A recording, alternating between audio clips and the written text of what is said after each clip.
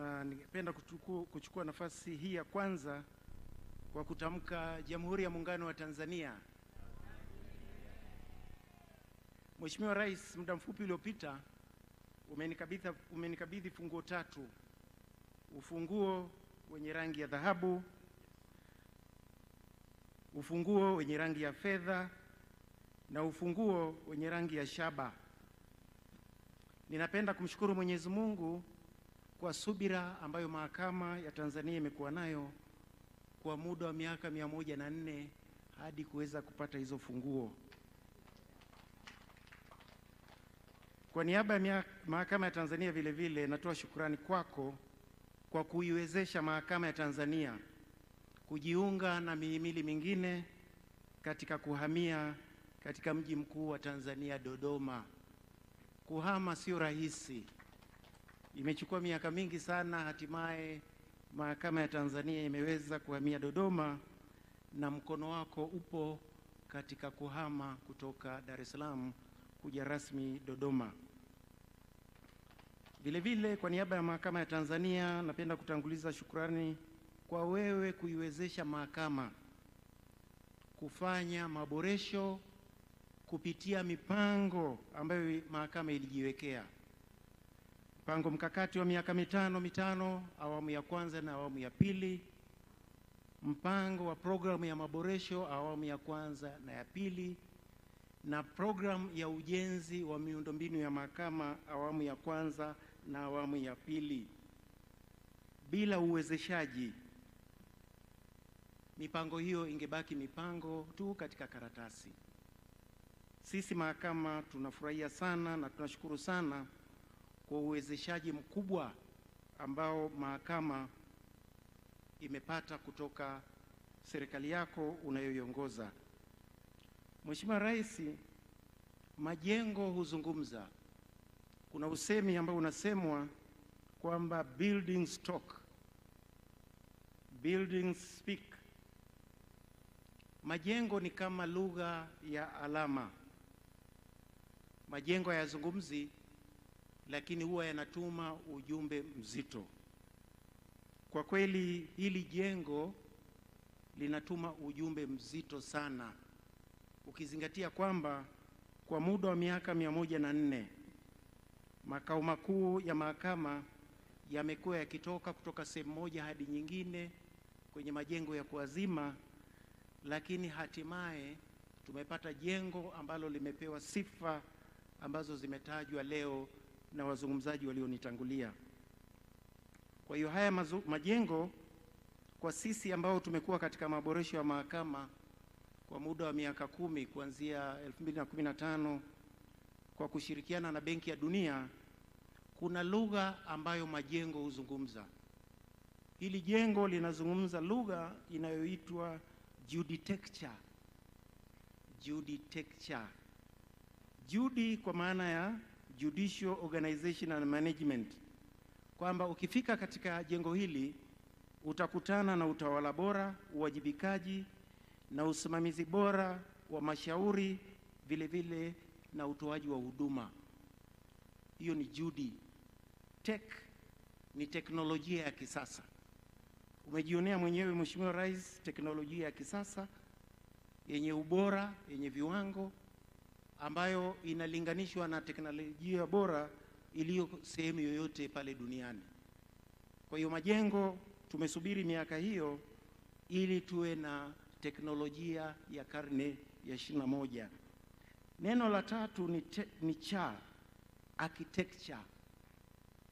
Jengo hili vile vile linazungumza lugha ya architecture, kwamba linatoa nafasi. Nakumbuka ulivyokuwa unaingia ndani ulishangaa ukubwa wa nafasi wa watu kukaa, watu kufanya shughuli mbalimbali, watu wengi kuingia katika jengo hilo bila msongamano kuonekana. Kwa hiyo hiyo ndio dhana ya ujenzi wa karne ya 21 ambayo sisi tumepata bahati ya kulitumia. Na nakumbuka nilikuambia ahadi ambayo tumetoa, maboresho sio majengo peke yake. Majengo yanatakiwa yatoe faida kubwa ambayo ni utoaji wa haki kwa haraka na kwa ufanisi. Na hili umekuwa ukitukumbusha mara kwa mara kwamba haitoshi kuwa na jengo kubwa, jengo zuri, kama haki haitoki katika hilo jengo. Na ulituomba mara zote kwamba tuangalie nafsi zetu. Je, nafsi zetu zinaendeleza haki au nafsi zetu sio za kuendeleza haki? Jengo hili, Mheshimiwa Rais, la mahakama ambalo umelizindua leo, mimi linanikumbusha historia ya muda mrefu sana, kwa sababu mimi hupenda kurejea historia, kwa sababu ninaamini huwezi kujua Tanzania ijayo bila kujua tulikotoka na changamoto tulizopitia na namna gani tuliweza kukabiliana na hizo changamoto. Tanzania haikuanza leo, mahakama haikuanza leo. Kuna historia ya muda mrefu ambayo hili jengo ukiliangalia kwa makini kabisa linakupa hiyo historia. Wengi watauliza, kwa nini kati ya kipindi cha mwaka kuanzia 2015 hadi 2025 kwa ghafla mahakama imejenga majengo mengi sana nchini kote, mikoa yote, wilaya yote, saizi kuna majengo, na hadi kufikia Disemba mwaka huu tutakuwa tumemaliza msongamano na mapungufu katika ngazi ya mahakama kuu, mahakama ya rufani, mahakama za wilaya na mahakama za hakimu mkazi nchi nzima. Hadithi haikuwa hivyo. Hadithi haikuwa hivyo, na hii hadithi inatokana na uwezeshaji mkubwa sana ambao serikali imekuwa ikijitokeza. Nitawapa mifano michache tu. Hadi kufikia 2015 ni mikoa 14 tu kati ya 26 ndiyo ilikuwa na majengo ya mahakama kuu. Na hata hivyo hayo majengo yaliyokuwepo mengi yalikuwa ni machakavu na mengi yalikuwa katika maeneo ya kuwazima. Kwa hiyo tunapozindua jengo hili tunaingia katika Tanzania ambayo ni tofauti kabisa. Hadi kufikia mwisho wa mwaka huu mikoa ya Geita, Kigoma, Mara, Shinyanga, Simiyu, Katavi, Singida, Songwe, Morogoro, Manyara, Lindi na Njombe zote zitakuwa na vituo vya mahakama kuu. Na unapojenga mahakama kuu unasogeza huduma za haki katika ngazi ya mahakama kuu. Unapunguza safari ndefu ambayo wananchi wamekuwa wakisafiri kutafuta huduma za mahakama kuu.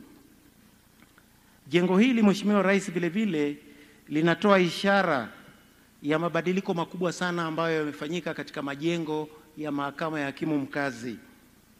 2015 kabla hatujaanza programu ya maboresho, hadithi ya majengo katika mahakama ya hakimu mkazi, majengo ambayo yalikuwa ni mazuri yalikuwa ni majengo 7 tu kati ya 26. Majengo 7 tu kati ya 26 ndiyo yalikuwa mazuri. Majengo 16 yalihitaji majengo mapya, na majengo 3 yalihitaji ukarabati mkubwa. Leo hii au hadi kufikia mwisho wa mwaka huu hadithi itakuwa ni tofauti kabisa. Kwa hiyo tunaposherekea uzinduzi wa jengo hili tusisahau maboresho makubwa ambayo yamefanywa na serikali yako, Mheshimiwa Rais, ya kuondoa kabisa hadithi ambayo ukiona jengo bovu la umma ulikuwa unasema hilo ni jengo la mahakama. Siku hizi mahakama, unapoingia katika mji wowote, majengo ya mahakama yanajitambulisha yenyewe kwa kuzungumza lugha ya juditecture. Hali katika mahakama ya wilaya ilikuwa hivyo hivyo.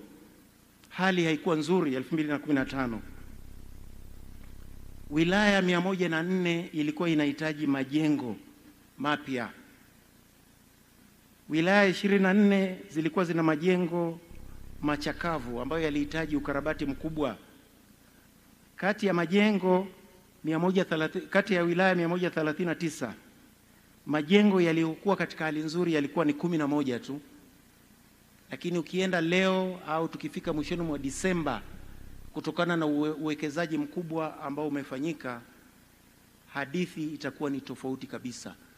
Yale majengo yakiongea hayataongea lugha ya kulalamika, yatakuwa yanaongea lugha ya kwamba haki inapatikana. Hilo ni jambo ambalo hatuna budi kushukuru sana sana sana, na hasa ukizingatia kwamba wakati serikali inapoanzisha mikoa mipya na wilaya mipya, mara nyingi mahakama huwa haipati bahati ya kujengewa majengo. Na ukiangalia majengo mengi yaliyozinduliwa hivi karibuni ni wilaya ambayo zilianzishwa au mikoa ilianzishwa bila kuwa na huduma ya majengo ya mahakama.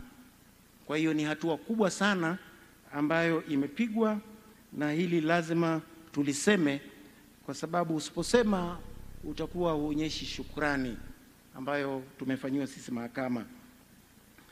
Hatuna budi kushukuru serikali kwa sababu ukiangalia historia ya mahusiano kati ya magavana na majaji wakuu, utaona ni kwa kiasi gani changamoto ya majengo ambayo tulionayo sasa ni ya kihistoria. Utawala wa mkoloni haukutoa kipaumbele katika masuala ya utoaji wa haki, haukutoa kabisa katika masuala ya utoaji haki. Na ukiangalia rekodi za mahusiano kati ya majaji wakuu na magavana, ilikuwa ni uhusiano wa mvutano. Majaji wakuu walikuwa wanataka kusimamia masuala ya sheria, mahakama zijengwe, huduma zisogezwe hadi ziwafikie Waafrika walio wengi, lakini nchi zilizokuwa inatutawala hawakupenda kufanya hivyo.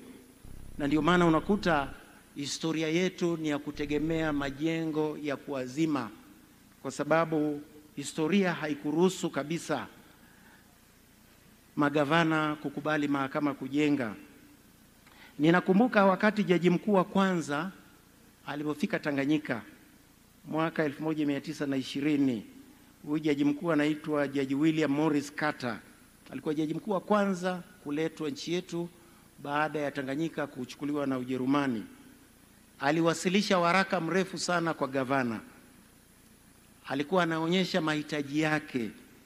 Moja ya mahitaji ambayo alikuwa anataka apewe kabla shughuli za mahakama kuu hazijaanza tarehe 3 Januari 1921 ni jengo jipya lenye hadhi ya mahakama kuu. Gavana Horace Biat alikataa kabisa ombi hilo. Yeye alitoa jengo ambalo sasa hivi linatumika na mahakama kuu kitengo cha biashara. Akasema hilo jengo linatosha, lifanyiwe ukarabati, vyumba vipangwe na litumike kama mahakama. Hilo jambo halikumfurahisha kabisa jaji mkuu wa wakati huo Carter, na kulikuwa kuna jaji mmoja ambaye wenyeji wanamuita jaji mwenye kanzu nyekundu. Yule ndio alikuwa jaji wa kwanza kuleta huduma za mahakama kuu akifuata njia ya reli. Alielezea kwamba jaji mkuu alikuwa anapoteza muda kulumbana na gavana, kwa sababu anayeshika mfuko wa fedha ndio mwenye maamuzi. Akisema hauwezi kupata jengo jipya, huwezi kupata jengo jipya. Akisema karabati hilo jengo linatosha, hali ndio itakuwa hiyo. Kwa hiyo ukilinganisha na sasa, tunashukuru sana Mheshimiwa Rais wa Jamhuri ya Muungano wa Tanzania, umekuwa mwepesi sana kutambua changamoto kubwa za hali ya majengo ya mahakama, na umetoa kipaumbele maalum cha kuwezesha mahakama kuwa na majengo yake. Vile vile malumbano ya majaji wakuu na magavana yalihusu nafasi ya utoaji haki. Magavana walisema kwamba mahakama kuu ibaki ni mahakama ya kesi zile kubwa kubwa za mauaji na kesi za madai za wazungu, na mahakama za mahakimu ziwe ni zile mahakama ambazo wakuu wa wilaya na wakuu wa mikoa ndio walikuwa mahakimu, kwa sababu kwamba wao ndio walikuwa wanafahamu zaidi wa Afrika. Kwa hiyo ndio maana kulikuwa hakuna haja ya kujenga mahakama kuu. na mahakama kuu zilikuwa zinafuata njia ya reli Morogoro, Dodoma, Kigoma na Tabora na kutoa huduma. Swala la ujenzi halikupewa kipaumbele kabisa. Hii historia ni muhimu kwa sababu wengi wanaweza kukuuliza, Mheshimiwa Rais, kwa nini umewekeza nguvu yako kubwa kuhakikisha kwamba mahakama inapata majengo yake? Tatizo letu ni la kihistoria, na ninashukuru sana umeweza kuondoa hiyo changamoto ya kihistoria katika ngazi za juu za mahakama, ngazi ya mahakama ya rufani, ngazi ya mahakama kuu, ngazi ya hakimu mkazi na ngazi ya mahakama ya wilaya. Hiyo changamoto imekwisha kabisa. Changamoto ambayo imebaki, ambayo ni yetu wote, ni changamoto ya kusogeza huduma za mahakama ya mwanzo katika kata au tarafa za jamhuri yetu. Maeneo mengi ambayo ya nchi yetu bado hayapati huduma za mahakama ya mwanzo kwa sababu mahakama hizo bado ni mbali.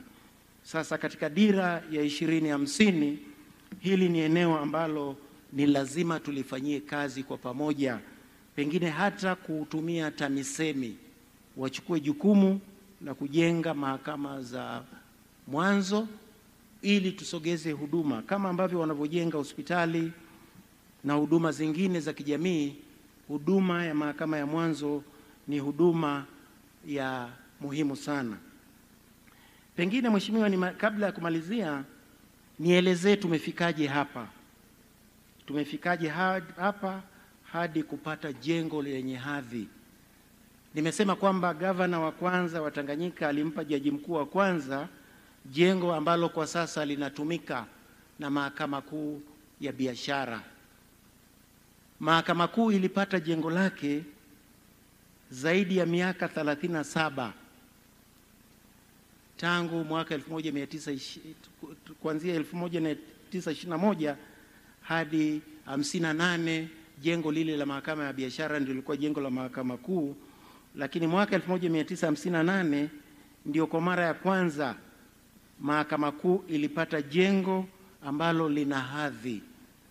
Lile jengo kwa kweli lina hadhi ya kimahakama, na hadhi ile ni nzuri hadi leo. Lakini hadhi ile ilitikiswa sana mwaka 1977 wakati Jumuiya ya Afrika Mashariki ilipovunjika na Tanzania ikabidi iwe na mahakama yake ya rufani. Hakukuwa na jengo la mahakama ya rufani, ikabidi majaji wa mahakama ya rufani na majaji wa mahakama kuu wabanane katika lile jengo la mahakama kuu pale Mwembeni. Sasa mnapobanana kunakuwa hakuna hadhi. Sasa ilibidi itafutwe jengo lingine la muda ambalo lilikuwa zamani Dar es Salaam Club. Hili likafanyiwa marekebisho na mahakama ya rufani ikawa pale, na lugha iliyotumika wakati ule ni kwamba haya ni makao makuu ya mahakama ya rufani ya muda. Lakini tangu mwaka 1979 wakati hilo jengo lilipoanza kutumika na mahakama ya rufani hadi leo ulivyonikabidhi funguo, huo muda mfupi ulikuwa ni miaka 46. Kwa hiyo sio muda mfupi ambapo mahakama zimekaa katika jengo la kuazima ambalo halikuwa kwa matumizi ya mahakama. Mwaka 2011 hapo ndio wazo lilijitokeza la kutafuta sehemu ya kujenga makao makuu ya mahakama, na tulifanikiwa kupata kiwanja pale Chimala jijini Dar es Salaam. Ni kiwanja kidogo, na wakati huo ni bunge peke yake ndio walikuwa wamehamia Dodoma, serikali ilikuwa imehama nusu. Sasa ilivyofika ile kasi ambayo serikali ilikuwa imehamia Dodoma, bunge liko Dodoma, shinikizo ilikuwa ni kubwa sana kwa mahakama. Hatuwezi kubaki Dar es Salaam wakati nchi imehamia Dodoma. Sasa lile wazo la kujenga katika kiwanja kile kidogo cha Chimala ilitikiswa tarehe 7 mwezi wa 12 2017 na aliyekuwa Rais wa Jamhuri ya Muungano wa Tanzania hayati Dr. John Pombe Joseph Magufuli. alinialika Chamwino na aliulizia mpango wenu mahakama wa kujenga makao makuu umefikia wapi pale Chimala. Nikamwambia ramani ziko tayari, michoro imekaa vizuri, tunasubiri uwezeshwaji wa serikali ya Jamhuri ya Muungano wa Tanzania ili tuanze ujenzi. Rais wa awamu ya 5 alinikumbusha kwamba ni yeye ndio alikitenga kile kiwanja alipokuwa waziri wa ujenzi, na akaniambia pale pale kwamba kile kiwanja anakijua ni kidogo. Akasema hakina hadhi. Anasema kama mnataka makao makuu nitawatafutia kiwanja Dodoma. Nitawatafutia kiwanja Dodoma.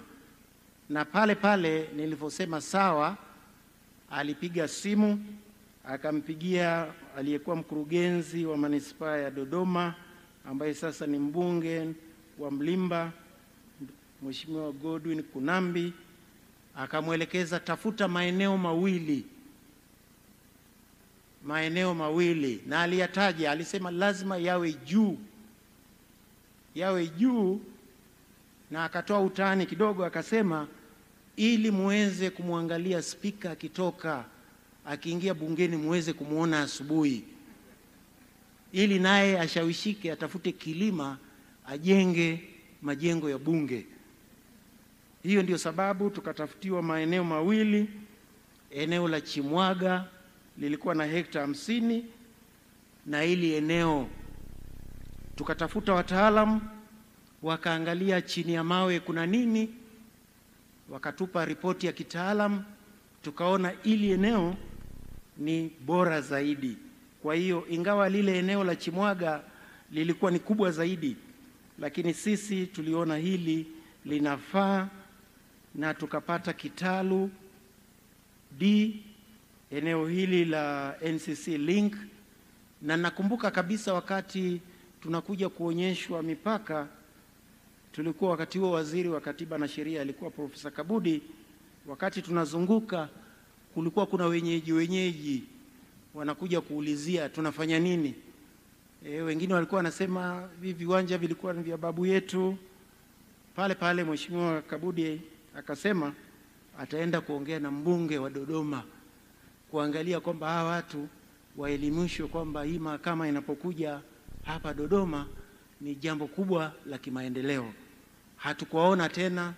Tunajua Mheshimiwa mbunge na Mheshimiwa waziri walimalizana na wananchi hao, na ndio maana tukapata ili kiwanja. Vile vile tulipata mtikisiko kidogo baada ya kupata kiwanja. Tukaambiwa kwamba treni ya SGR njia yake ndiyo hiyo. Tulidhani ingemega sehemu kubwa sana. Tukakumbuka yule jaji mwenye kanzu nyekundu ambaye alikuwa anatumia njia ya treni kusogeza huduma za haki. Tukadhani hizi treni zinapenda kufata sana mahakama, lakini tulikuwa tuna bahati, walimega tu sehemu ndogo, tukabaki na sehemu kubwa, lakini imeongeza hadhi ya mahakama. Na mmeona leo wakati makala ikiendelea, treni ya SGR ilikuwa inapiga kasi pale, na hiyo inakuonyesha hiyo ndio kasi ya utoaji wa haki. Mwaka 1900 wakati tunatumia reli ya kati kusogeza haki mikoani, walikuwa watumii nguvu ya umeme, walikuwa wanatumia mvuke. Safari ilikuwa siku kadhaa. Yule jaji mwenye kanzu nyekundu anasimulia jinsi safari ilivyokuwa ndefu, na alikuwa akitoa haki pale Bomani, watu wanakusanyika. Lakini reli ya SGR inatukumbusha kwamba tuko kwenye karne ya 21. Ni karne ambayo haki inatakiwa iwe katika kasi ambayo imeonyeshwa hapo tulivyokuwa hapa. Hili eneo lina faida kubwa sana. Hili eneo lina faida kubwa sana ambalo kwa bahati nzuri nimeandika katika hotuba yangu. Namuona MC Shaban Kisu, yeye anaangalia time. Nitawaomba tu msome hotuba yangu ambayo nimetoa historia ndefu kuhusu mahakama hii. Nimalizie tu kwa kuwasilisha shukrani kubwa sana kwa Mheshimiwa Dr. Samia Suluhu Hassan Nakumbuka ulipohutubia bunge, siku ambayo unahutubia bunge, na mara nyingi nchi inapopata kiongozi mpya, hii mihimili huwa inakuwa na shauku ya kujua mwelekeo wa kiongozi mpya. Kwa hiyo tulivyoalikwa bungeni, tulikusikiliza kwa makini sana, tukaona unatoa ahadi gani, na pengine ni nukuu uliyoyasema ambayo yalitupa matumaini makubwa, kiasi kwamba wakati tunaanza, tulivyoongea na rais wa awamu ya 5, tulikubaliana kwamba mimi nitaweka jiwe la msingi ambapo rais atakuja kuzindua. Sasa unapojenga jengo la ghorofa 9 liko kwenye 20%, unasita kidogo kukimbilia kuweka jiwe la msingi. Tulisubiri kusikiliza hotuba yako pale bungeni. Kasi ndio hiyo, Mheshimiwa.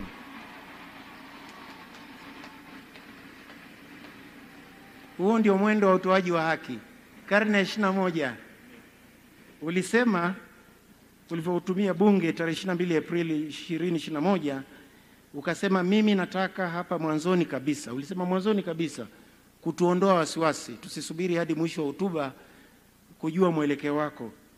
Unasema nieleze bunge hili tukufu pamoja na Watanzania kwa ujumla kuwa dira na mwelekeo wa serikali ya awamu ya 6 itakuwa kudumisha mazuri ya awamu zilizopita. Na nadhani tunaweza kuweka tiki hiyo, kuyaendeleza mema yaliyopo na kuleta mengine mapya. Tunaweza kuweka tiki. Na hii kimsingi ndio dhana na maana ya halisi ya kauli mbiu ya salamu yetu ya Jamhuri ya Muungano wa Tanzania, kazi inaendelea. Tutaenzi na kuendeleza mambo yote mazuri, lakini pia tutafanya mabadiliko pale inapobidi kwa lengo la kukuza ufanisi na tija. Mahakama ya Tanzania ni wanufaika wakubwa sana wa hicho sehemu ya hotuba yako, kwa sababu tumeona, na kuna sehemu nyingine ya mwisho kabisa, pengine kabla ya kumaliza kabisa, ulisema tutashirikiana na muhimili wa mahakama katika kuimarisha mifumo ya utoaji haki. Tunaweza kuweka tiki hiyo, ikiwemo kuendeleza kujenga miundombinu ya mahakama. Tumeona katika hii miaka tumejenga sana. Kuongeza idadi ya majaji na mahakimu. Tumeona kukuza matumizi ya tehama. Mheshimiwa Rais, umejionea mwenyewe namna ambavyo tunatumia tehama, na ulielezwa kwamba katika kile chumba cha GSR tulienda kujifunza Kazakhstan, ambao watakuja kujifunza kwetu, kwa sababu katika hizi zama za teknolojia kila mmoja anajaribu kumshinda mwenzake. Kwa hiyo tunakushukuru sana. Hiyo hotuba yako uliyotoa bungeni ilinisaidia sana, ilinipa nguvu ya kuweza kwenda kuweka jiwe la msingi wa jengo hili ambalo umelizindua leo. Baada ya kusema hayo, Mheshimiwa Rais, napenda kukukaribisha